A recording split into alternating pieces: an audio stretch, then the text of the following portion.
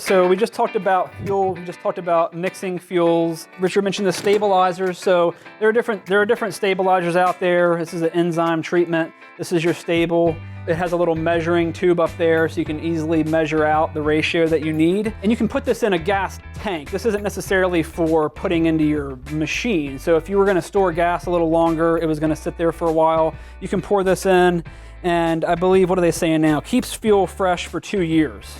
So I don't know if I would necessarily trust 2 years on that, but it's good for taking it a little longer for storage. 1 ounce treats at 2.5 gallons, simple ratio. And yeah, we're gonna jump into carburetors and the different parts in a minute, and I'll talk about some of these other things up here. Any other questions before I go ahead? Yes? If you want to store fuel longer than a year, you need to get avgas. Avgas. And he means aviation grade fuel. And for instance, like the gentleman who sells most of the BCS equipment and things in the region, he'll go and use basically jet fuel, or AV, which is different, but AV, it doesn't spoil like our typical gasoline that you buy at the pump. It's way more refined. It's very expensive. Very expensive, Double yeah. the cost, but it lasts. Yeah. Okay, so just to jump back, I need to go over 2 cycles. So the thing about a 2-cycle engine, why would we not want a 4-cycle engine on this piece of equipment? There's some obvious reasons. The most obvious would be the size. So 2-cycle engines are usually a lighter weight. There are less moving parts. And so that's why you see them used in these smaller pieces of equipment like chainsaws. It also has that higher rev. So it has less torque than a 4-cycle engine. It gets those RPMs high, and it's lightweight, easy to use. You do see 4-cycle weed eaters as well, and you can tell a 4-cycle versus a 2-cycle. It's going to be quite a bit heavier, but it's going to have a lot of torque. Torque meaning a lot of force at low RPM. That's torque, one way to put it. The 2-strokes do have a lot more fuel consumption typically than a 4-stroke.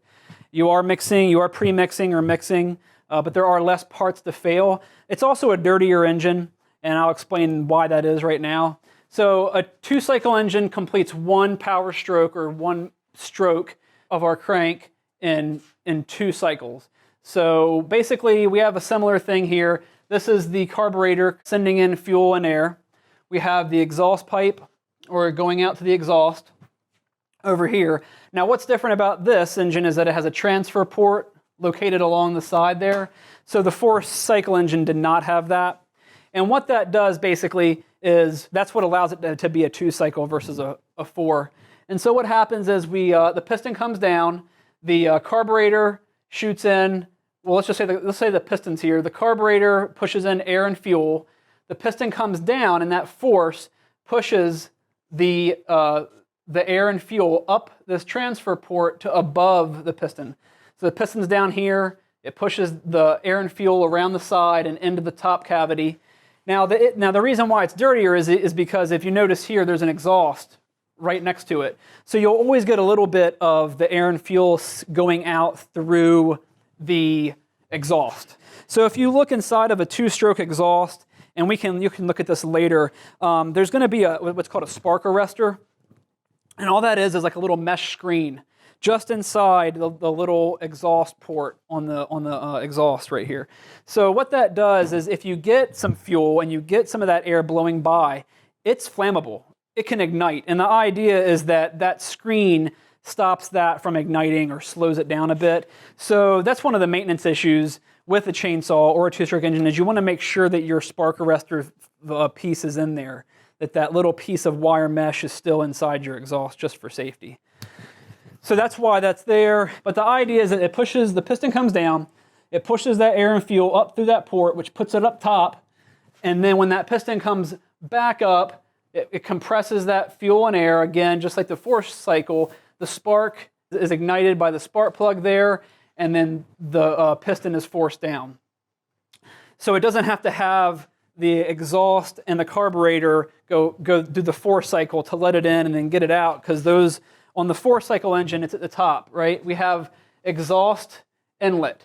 So everything has to happen up top. And here comes the fuel air, piston goes down, comes back up, sparks goes back down, comes back up. As it comes back up, the exhaust valve opens and the exhaust goes out. Whereas with the 2-stroke, since the fuel air comes in here, the piston comes down and then it transfers, which makes it the 2-stroke. we miss that extra 2 strokes. And then as soon as the piston comes back up, it sparks and throws the power stroke down. So does that make sense? The video that I have shows it a little more clearly. There are now 2 types of engines available in PWCs, 2-stroke and 4-stroke. These names are derived from the number of strokes that the pistons take to complete a cycle. For example, a 4-stroke engine takes 4 piston movements to complete its engine cycle. The piston lowers for the intake stroke, drawing in the air and fuel mixture, raises for the compression stroke. The air-fuel mixture is ignited for the power stroke, forcing the piston down. And finally, raised for the exhaust stroke, forcing the exhaust out of the engine. The cycle then repeats over and over, turning the crankshaft, which is connected to the impeller, which drives the craft forward. A 2-stroke engine is designed to accomplish its complete cycle in just 2 strokes. During its power stroke, the ignited air-fuel charge forces the piston down until it reaches an opening on the side of the cylinder called the exhaust port. As the piston continues down, it pressurizes the air and fuel mixture under the piston that was drawn into the crankcase during the previous compression stroke. An intake transfer port is exposed, allowing the pressurized air and fuel into the cylinder. Finally, as the crankshaft continues to turn, the piston rises, closing off the intake and exhaust ports and compressing the air-fuel charge inside the cylinder. The rising piston also sucks in the next air-fuel charge under it into the crankcase from the carburetors. The compressed charge is ignited by the spark plug, repeating the cycle. The biggest advantages of 2-stroke engines are lightweight and simplicity in parts. The engine itself weighs significantly less than a 4-stroke of equal power output, and there are anywhere from 30 to 50% fewer moving parts in a 2-stroke engine compared to a 4-stroke. It is also much easier to clear out a 2-stroke engine that has been swamped with water. The biggest disadvantages are increased fuel consumption and elevated hydrocarbon emissions from its exhaust compared to a 4-stroke. Because a 2-stroke has its intake and exhaust open at the same time, some of the fresh air fuel charge passes through the cylinder and out the exhaust port without ever being burned. Because of this and other factors, 2-stroke engines have higher unburned hydrocarbon output in their exhaust than comparable 4-strokes. There are significant exceptions to this, particularly with engines that use direct injection technology or catalytic converters to obtain low and even ultra-low emission for their 2-stroke watercraft. Late model PWCs in general are significantly cleaner burning and quieter than their predecessors. The engine oil of a 2-stroke engine can be administered by one of 2 methods. The first method is oil injection, where the oil is drawn from a separate oil reservoir and pumped into the intake tract of the engine in predetermined amounts. The second method is by premix, which is to physically mix the oil into the gasoline previous to its being poured into the gas tank. The big plus for premix is that it is as reliable as you are, meaning that if you remember to put the oil in the gas in the proper ratio, it will make it into your engine. The strong point for injection is convenience. Just keep your reservoir topped off with oil and the ski takes it from there.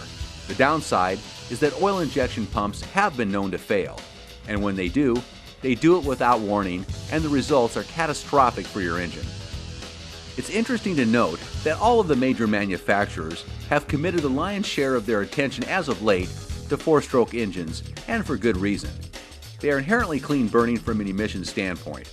They have significantly higher fuel efficiency.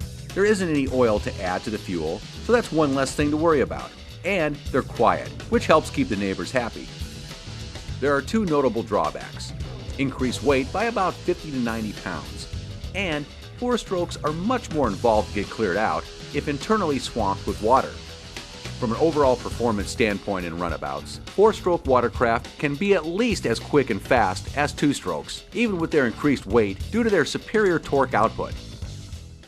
That's the basis of the 2 and 4-stroke. So we're going to jump into fuel systems. So I like to kick off with fuel systems on these pieces of equipment. As we've already kind of said, that's usually the biggest sticking point. So this is the basics of most engines in terms of fuel. So you have your fuel tank here, okay? You usually have a fuel shutoff valve of some sort, especially on a 4-cycle engine or like let's just use a lawnmower as an example. You have a fuel shutoff so you can turn off your fuel You can also drain the fuel at that point, typically. Typically have a fuel filter. So I did bring a little fuel line here. So this is an inline fuel filter, and that basically is something you could retrofit and put on your piece of equipment if you didn't have a filter or if it wasn't filtering well enough. You can just get one of these from the auto parts store and pop it into a fuel line. This is a fuel line. It's braided. It's a braided line, and that's safe for fuel. So I'll pass that around. You can just take a look at it. So you typically have a filter of some sort, and that's going to filter out your gas in case there's any junk inside your tank. It's going to come over. Sometimes there's a fuel pump, or it's just gravity, or it's just it's the force of the carburetor and the piston typically running. It's going to feed into the carburetor, and then that carburetor is going to feed into the engine itself. So what we have here is a photo of a carburetor, and then here's a carburetor with some of the bottom pieces and some of the parts broken out. So this is your typical carburetor. You have a fuel line coming in. You have different adjustment screws. I'll just talk about that for a minute. So some carburetors have a high speed, a low speed, and then an idle. That's something that we could talk about as we work on this piece of equipment outside, but you can look that up later if you want to learn more. Those are all basically there to make the adjustments so that your equipment runs at idle well. So it idles well, and then it also is running well at full throttle. That's more or less what all those screws do. So your low idle is when it's sitting there, you're adjusting it so that it's getting the right amount of fuel so that it's idling at a good speed. Side note here, if I had the low speed set too high and it was running a little too fast, the clutch could engage and your chain is trying to turn on its own. That's something you wouldn't want. So that's what those idle adjustment screws are for. So the high speed is for when this is full running, opened up, and you're actually working the saw. You can adjust that the high, which is always the furthest from the engine, so closest to the air filter usually. You adjust that when it's full throttle open, and that's to fine tune the working speed. Now the low idle is the low speed is when it's sitting there idling. You want to adjust it so that it's not so high of an idle that it engages the equipment, but high enough that it doesn't cut out and turn off. And then the idle screw is just obviously for idle. And so those are the main screws or settings that you might see on a carburetor. And then as far as pulling one apart, most carburetors have a bowl on the bottom, a fuel bowl that can be usually metal. This is hard to see. There's also a hinge pin and a float. There's a mixture needle, and then there are these different plates that allow fuel, air through. Yes? You say you would adjust that high-end throttle, you would adjust it so it sounded right, nice and smooth, that's how you do it. How would you tell you have it right? It's great, yeah. So basically you want to adjust that while it's running, obviously. When it's full throttle and running, you're going to go by sound. And when you start to adjust it out, it's going to lower off of its higher pitch. So when you hear it start to come down off of that, typically high RPM rev, when you start to hear it come down, just screw it back in a little bit until it comes back up, and that's basically where you want it. So when you're adjusting that, your saw is running, or whatever the equipment is running full speed, and you're listening to it. And you can do it with ear protection on, it's pretty obvious. You're going to screw it all the way in, and then you're going to back it out. And then as soon as you hear it start to dip and slow down, screw it back in just a little bit. That's typically how I adjust these pieces of equipment. And it's the same for the low idle. So when you're doing the low speed, it's just idling. And when you start to turn it in, you'll start to hear the RPMs raise, and then you want to back it just so it starts to come down to what sounds like a normal idle, where the chain's not engaging. Or the head of the weed eater is not starting to turn. That happens too. So these are working off, just side note, these are working off of a centrifugal clutch. So centrifugal force throws things out.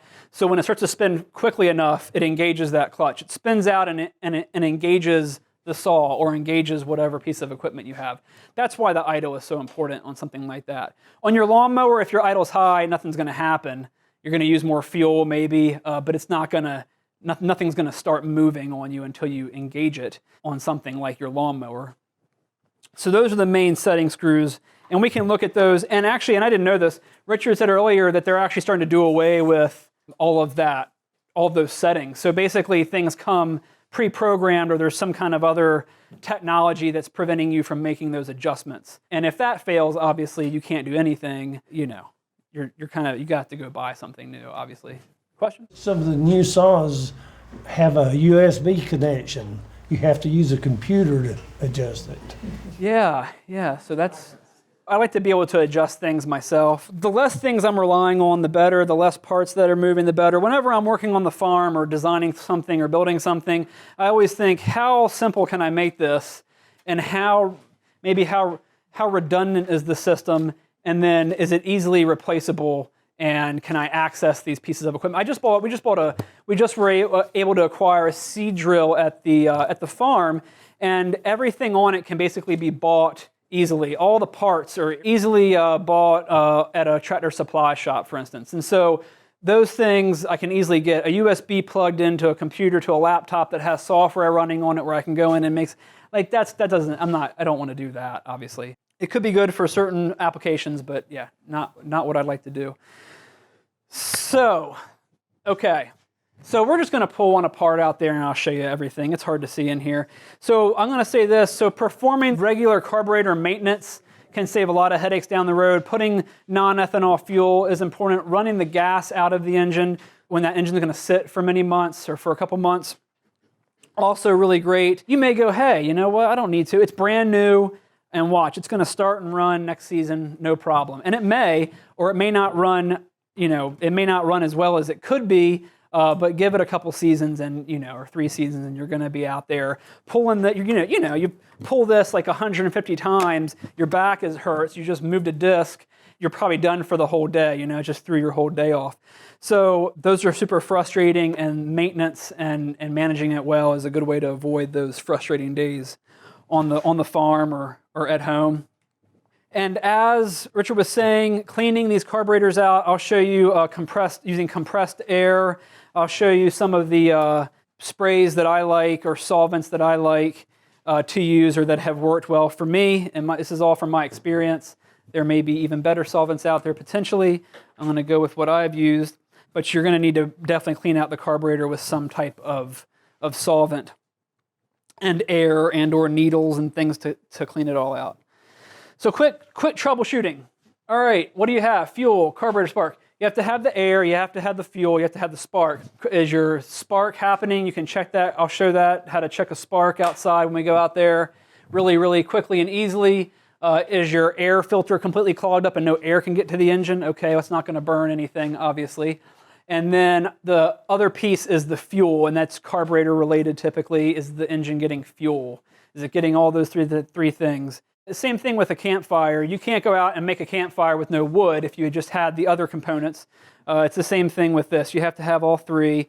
Of course, is your fuel fresh that you're putting in the engine? So if you have gasoline that's been sitting there for many months, not even in the equipment, just go ahead and get some fresh fuel. Why not? Run the old fuel through your car or something. It probably won't affect it too much. Go ahead and get some new fuel and then check those other things. So rough running can be a lot of reasons. Fuel fresh, dirty air filter, I said. Is the spark plug fouled? And we'll talk about what fouled means. Is your oil fresh in the engine itself? And has the carb been adjusted? So the carburetor, when I say carb, I mean carburetor, and that's what we were just talking about. Have you adjusted that carburetor at all? That may also be the culprit there. I'm going to go through a few more common problems. So engine is smoking. Well, is it white or blue smoke? Is it emitting black smoke? What exactly is it emitting? You need to assess what's coming out of the exhaust, and that will tell you more information about, is it running too rich? Is it running too lean? Rich, too much fuel, lean, not enough. Then you can start to say, okay, well, it's running too rich. Obviously, it's getting too much fuel. Why is that? Is it the carburetor settings? And then start to look down that path, which we'll talk about. The engine overheating. So I've been out with pieces of equipment before. I was out with my other BCS, and I thought, man, something's smoking up there. Like, what's smoking? And I looked up front, and it had so much material clogged into the little fins right on the side of the engine that it caught fire, and my engine was on fire, basically. I quickly shut off the machine And I actually didn't know it at first. I thought the engine had just completely blown up or something, and I didn't know what was on fire. And then I got down low and I saw all the fins were stuffed from like a mouse or something. So mice get into your equipment. Mice eat through electrical lines, they eat through fuel lines potentially, and they stuff a bunch of material into different parts of your engine. And since I'm saying that's happened to me. All those things have happened to me. Some engines have an on-off or an electrical on-off, so these don't. But a DR mower, I've had that happen with a DR trimmer mower. It has a little on-off switch. On means you can start it, off means it kills the engine. And it would not, I pulled that thing 200 times, it would not start. And I said, well, what's wrong? I've checked, everything's fine. What could be wrong with this? And I had to pull the whole cover off, which is a pain. Pulled the whole cover off, and there's one little nibble and one little wire running from the ignition to that switch. And so that was it. I just spliced in a new wire, turned it up and on, and it started right up. So there are some things that won't be air fuel, right? It won't be air, fuel, or fire necessarily. It'll be kind of a secondary to those things, but it'll be related. So that was related to fire. It wouldn't spark because I had this switch that had been eaten through. And if you see fuel pouring out, you might look for a hole in your line first, of course, before assuming that it's the carburetor. That was an engine overheating situation. Is the engine dirty? Keep things clean. It's a big deal. Keeping engines clean, there's a reason for it. It definitely helps it to run better. Is the fuel mixture too lean? Is there a leaky gasket somewhere? And we'll look at gaskets when we get outside. Is the fuel tank vent or fuel tank screen plugged? So as I mentioned a minute ago, fuel tanks do have that filter on it right here. There's a filter in there. Those can get clogged and then fuel's not getting to your engine. An engine like this, they will have a fuel filter, but it's usually built into the tank itself. So it won't be a separate filter that you go take out. It'll actually be dangling from the fuel line in there. So just look around, look for what looks like a filter, get some visual on it, and then you'll know if that's the problem. Yeah, and gaskets can always be a culprit. So I'll just say, if it is emitting white-blue smoke, there's probably some burning of oil. And if it's black smoke, you need to make some adjustments to your carburetor. And those are more detailed situations that we can get into later, but we're going to mainly focus on the engine not starting right now. Obviously, if it's overheating, check all those fins on the side of the engine and make sure that they're not stuffed with anything. Check the air filter. Spark plug's failing. So I said, you hear people say, oh, the spark plug's fouled. And then you pull the spark plug out and it's wet. And you go, well, what's going on? Well, obviously it's getting too, there's a lot of fuel in there. It's not burning off completely. So that could be a carburetor adjustment. You can also check the gap on the spark plug. So you have an electrode and you have the little metal piece that sits above it. So there has to be a space there because that is where the arc happens. So the spark plug wire, it brings that charge, and then a little arc goes from the electrode to that little piece of metal. And that is the thing that ignites the fuel air. So if that is completely slammed against the top of the electrode on the spark plug, it's going to have a tough time creating a spark. So you want to open that up. And then every engine has this gap setting for perfect running. And there's little discs, which I have. I'll show you. There's discs. In the old days, they were little pieces of metal that fanned out on a stack full of little metal pieces. And you go in there and you change the gap setting until you get it right where you want it. 0.035 or another measurement. And then once you get it in that sweet spot, that arc is going to be the right arc for that engine, and it's going to burn best, it's going to fire best. That's really easy. If you just have to do that, that's super easy for an engine. Pull the spark plug out, get the gap in there correct, or if it's right on top of the electrode, pull it off. That's super easy. Easy to do.